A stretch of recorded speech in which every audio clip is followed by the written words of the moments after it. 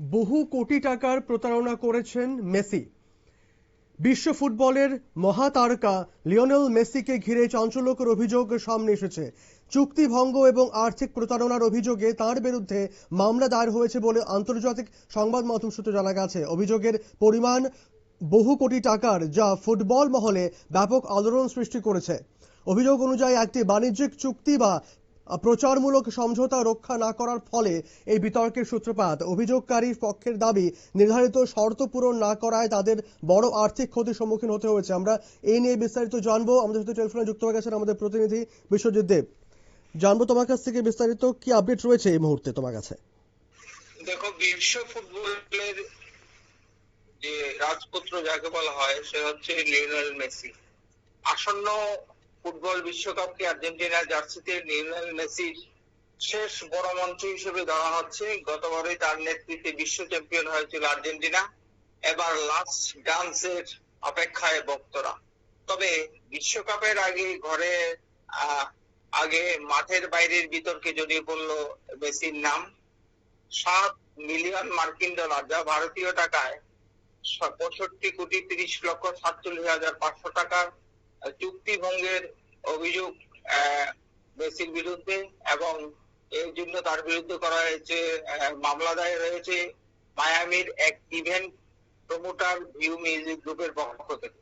অভিযোগ, টাকা নিয়েও গত মরশুমে নির্ধারিত ম্যাচ খেলেননি মেসি, সেই কারণেই এই আইনি পদক্ষেপ। চুক্তিতে আরো উল্লেখ ছিল, চোট না থাকলে প্রতিটি ম্যাচে অন্তত 30 মিনিট করে মেসিকে মাঠে থাকতে হবে।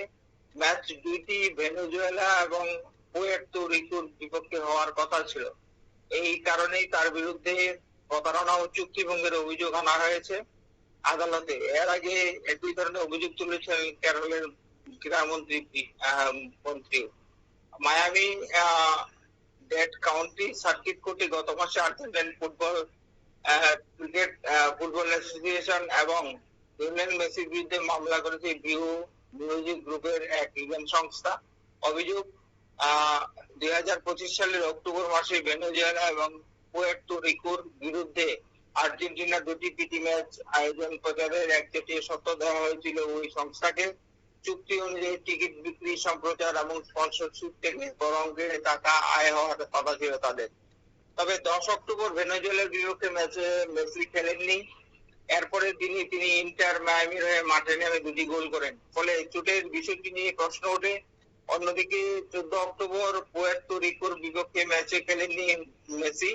ম্যাচটি প্রথমে শিকাগোতে হওয়ার কথা ছিল, কিন্তু কম টিকিট বিক্রি এবং নিরাপত্তাজনিত সমস্যার কারণে ম্যাচটি পরে ফ্লোরিডায় স্থানান্তর করা হয়। আর্জেন্টাইন ফুটবল সংস্থার দাবি, ভেন্যু পরিবর্তনের কারণে ফ্লোরিডায় ছোট স্টেডিয়ামে ম্যাচটি পুরোপুরি হাউসফুল হয়নি। টিকিটের দাম কমিয়ে $25 করা হলো। প্রত্যাশিত দর্শক টানতে ব্যর্থ আয়োজকরা। এদিকে ভিউ মিউজিক গ্রুপের অভিযোগ, একটি ম্যাচে মেসির অনুপস্থিতি অন্য ম্যাচে প্রত্যাশিত দর্শক না পাওয়ার কারণে তাদের কয়েক মিলিয়ন ডলারের ক্ষতি হয়েছে। যদিও কত টাকা ক্ষতিপূরণ চাওয়া হয়েছে তা স্পষ্ট করেনি সংস্থাটি। এই বিষয়ে এখনো মেসি বা আর্জেন্টাইন ফুটবল অ্যাসোসিয়েশনের পক্ষ থেকে কোনো প্রতিক্রিয়া জানানো হয়নি। অমিত, একেবারে অনেক ধন্যবাদ। জানা গেছে মেসি বা তার প্রতিনিধিদের পক্ষ থেকে কিন্তু এখনো পর্যন্ত আনুষ্ঠানিকভাবে বিস্তারিত কোনো প্রতিক্রিয়া সামনে আসেনি। তবে ঘনিষ্ঠ সূত্র জানা যাচ্ছে আইনি প্রক্রিয়ার মাধ্যমে এই অভিযোগের মোকাবেলা করা হবে এবং নিজেদের অবস্থান স্পষ্ট করা হবে। ফুটবল মহলে এই ঘটনাকে ঘিরে মিশ্র প্রতিক্রিয়া দেখা যাচ্ছে। অনেকেই মনে করছেন এটি একটি বাণিজ্যিক বিরোধ, যা আইনি প্রক্রিয়ায় মিটে যাবে। আবার কেউ কেউ বিষয়টিকে গুরুতর হিসেবেও কিন্তু দেখছেন, কারণ এতে একজন আন্তর্জাতিক আইকনের ভাবমূর্তির প্রশ্ন জড়িত। বলা যায়, অভিযোগ যতই গুরুতর হোক না কেন, আদালতের রায়ের আগ পর্যন্ত লিওনেল মেসিকে দোষী বলা যায় না। এই মামলার অগ্রগতি এবং প্রমাণের ভিত্তিতে ভবিষ্যৎ পুরো বিষয়টির প্রকৃত চিত্র সামনে আসবে। এখনকার মতো খবর এ পর্যন্তই। পরবর্তী সংবাদ এবং আপডেট দেখার জন্য চোখ রাখুন শুধুমাত্র নিউজ ভ্যানগার্ডের পর্দায়। ধন্যবাদ।